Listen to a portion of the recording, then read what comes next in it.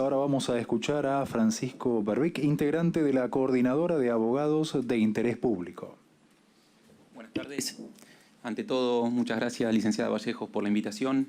El objetivo de mi presentación es compartir con ustedes el resultado de poco más de 1 año y medio de trabajo que se inició con el objetivo, con distintos compañeros, de obtener información para ayudar en una potencial situación de crisis como la que por entonces ya creo que era evidente y todos estábamos adelantando, y que nos terminó encontrando con resultados mucho más graves que hoy nos permiten afirmar, en base a documentación oficial proporcionada por el propio Poder Ejecutivo, que la toma de deuda fue irregular, más allá de la discusión constitucional, que ahora les voy a comentar un poco por qué relegamos en un inicio.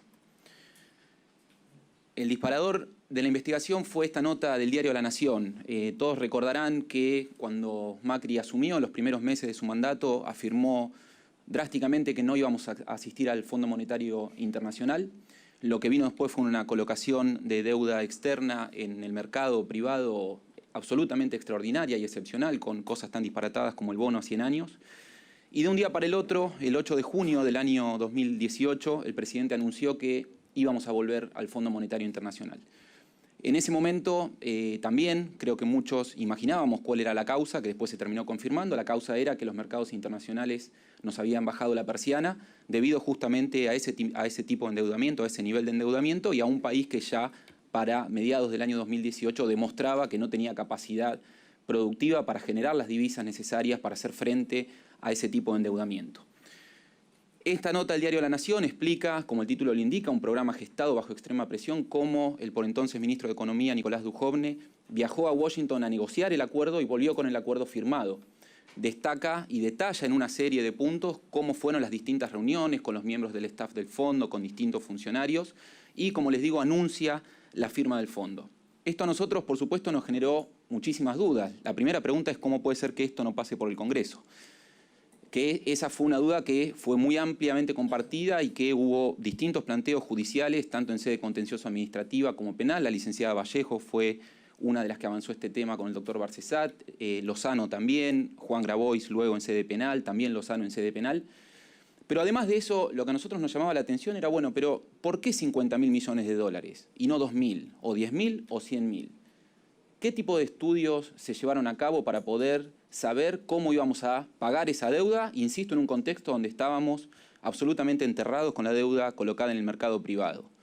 ¿De qué manera se había llegado a determinar esa decisión administrativa? ¿Había una decisión del presidente que hubiera definido que íbamos a volver al Fondo Monetario Internacional? Porque lo único que teníamos hasta ese entonces eran noticias periodísticas. Frente a todas estas preguntas, empezamos con una estrategia de trabajo que fue distinta a la del planteo constitucional por violación abierta, que compartimos también, por supuesto, violación abierta de nuestra Constitución Nacional. Es impensado que una deuda de estas características no pase por el Congreso y creemos que el artículo 60 de la Ley de Administración Financiera, que es la norma invocada por el Poder Ejecutivo para poder ejercer estas competencias, es manifiestamente inconstitucional.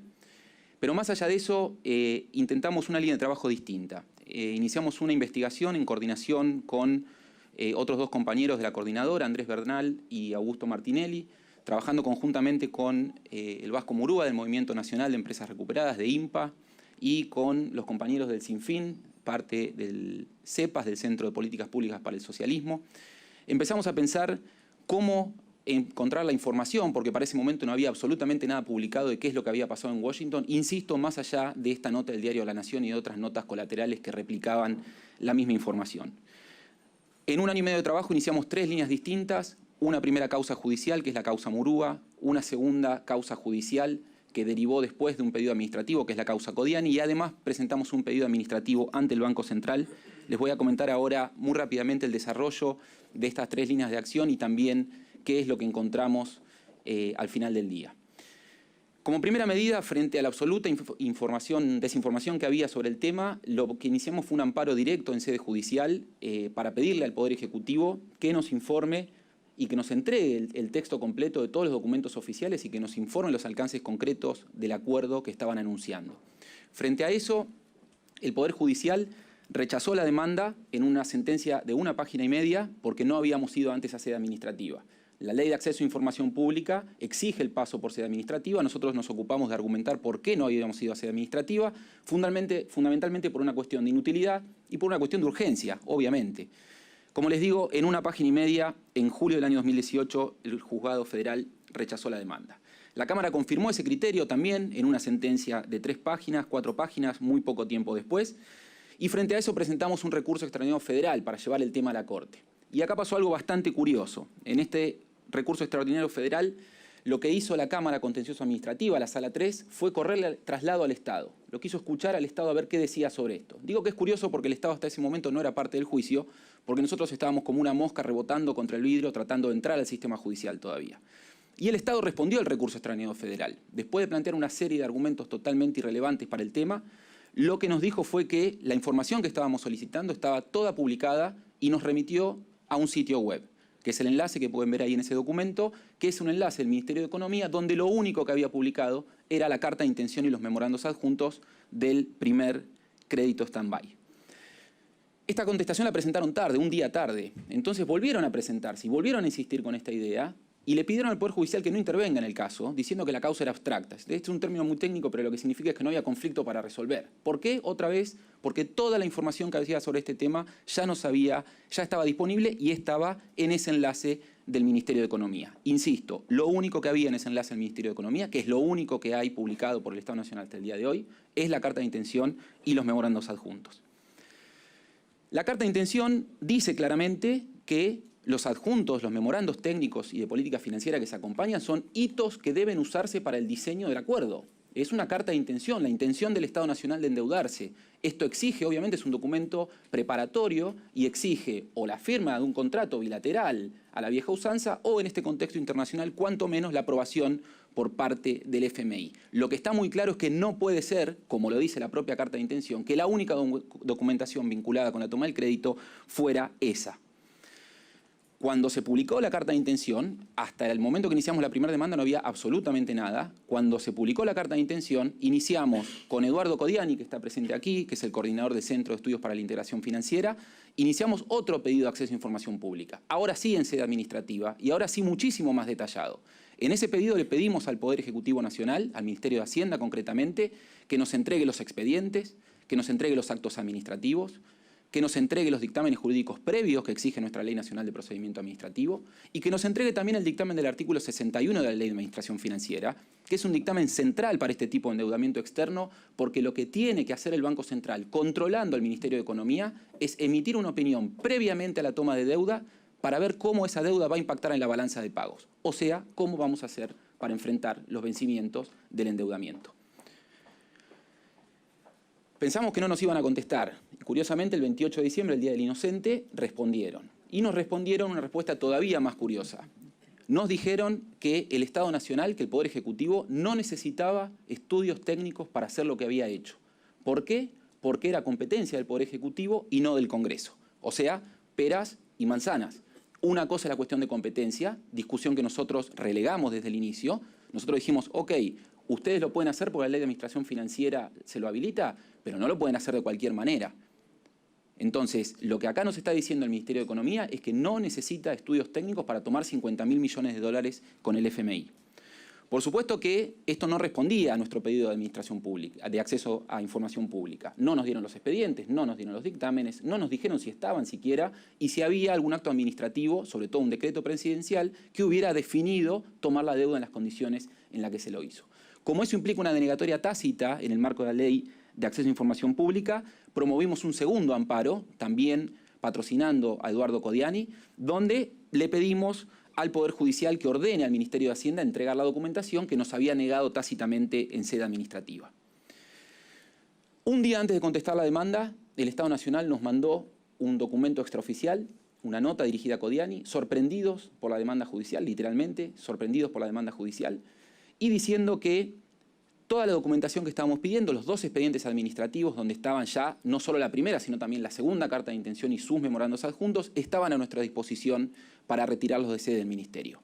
Por supuesto que fuimos corriendo al Ministerio, nos llevamos 2 expedientes administrativos en copia simple, en impresiones de PDF, y lo que hizo el Estado Nacional al otro día fue presentarse en el expediente judicial y una vez más pedirle que no intervenga. ¿Por qué? Diciendo que la causa era abstracta, que no había conflicto para resolver y que toda la documentación que había, ahora sí, porque acá aparecieron los expedientes que antes no estaban, ya nos había sido entregada. El análisis de estos expedientes administrativos es realmente preocupante.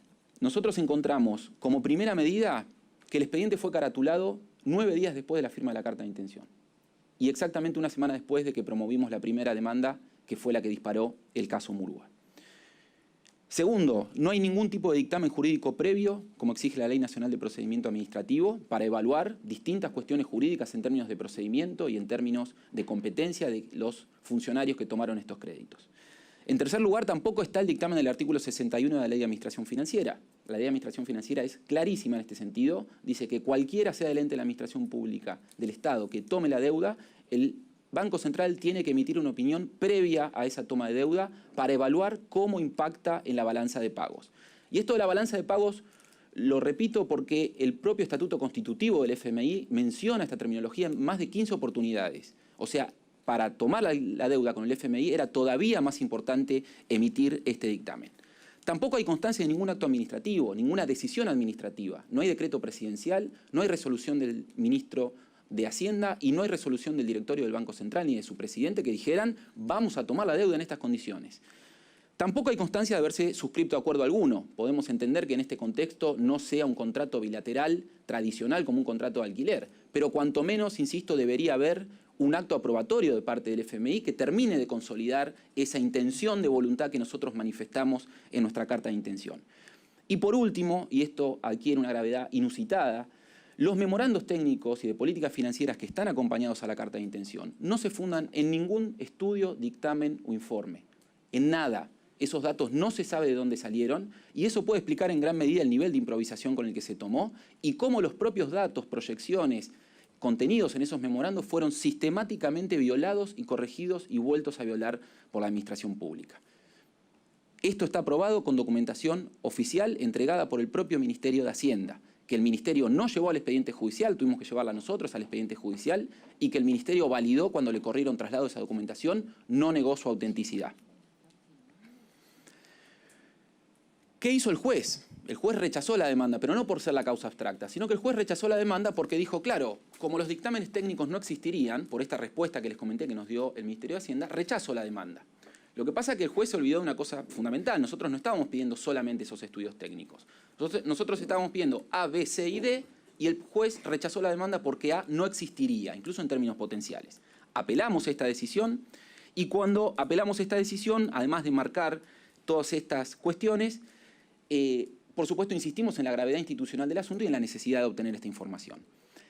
El dictamen del fiscal general de Cámara se emitió recién en agosto de este año, receptó nuestros agravios, receptó nuestros argumentos y ordenó y recomendó dictar una sentencia que condenara al Poder Ejecutivo a entregar la información como le estábamos pidiendo y además en soporte digital, porque insisto, nos habían dado solamente copia papel. El Poder Ejecutivo trabaja con el GEO, trabaja con documentos electrónicos, con un sistema informático, deberían entregarnos esos documentos para que nosotros también podamos verificar autenticidad e inalterabilidad de estos documentos. Y el 12 de septiembre salió la sentencia y la Sala 3, la misma sala que había entendido y había rechazado la causa Murúa, ahora sí hizo lugar a la demanda y condenó al Poder Ejecutivo a entregar el acuerdo, las cláusulas de prórroga de jurisdicción y los actos administrativos que hubieran decidido tomar la deuda. ¿Qué pasó después de la sentencia? Un día antes de que saliera la sentencia, otra vez el Ministerio de Hacienda se comunicó informalmente con nosotros para decirnos tienen los expedientes a disposición.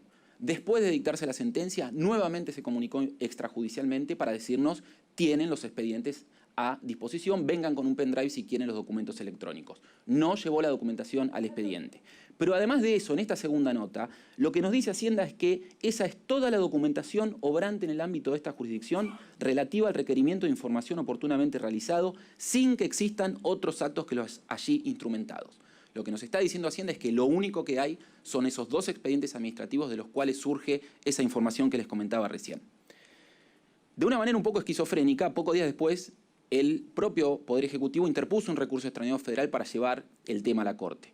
Nosotros lo contestamos y en esa contestación lo que pedimos, ahora el caso se encuentra pendiente de decisión por parte de la Corte, lo que pedimos es que se habilite la posibilidad de discutir esto en una audiencia pública ante la Corte y que además se habilite la presentación de amigos del tribunal, que son expertos ajenos al caso que pueden presentarse para dar y desarrollar opiniones técnicas específicas, no solo sobre la cuestión económica, sino por supuesto también sobre otras lateralidades que tiene el caso, que son las más importantes de todas, que son el impacto social que tuvo este endeudamiento nefasto. Para terminar, les cuento sobre la tercera línea de manera muy breve. Yo les dije que iniciamos 2 causas judiciales y una tercera línea fue un pedido de acceso a información pública directamente ante el Banco Central.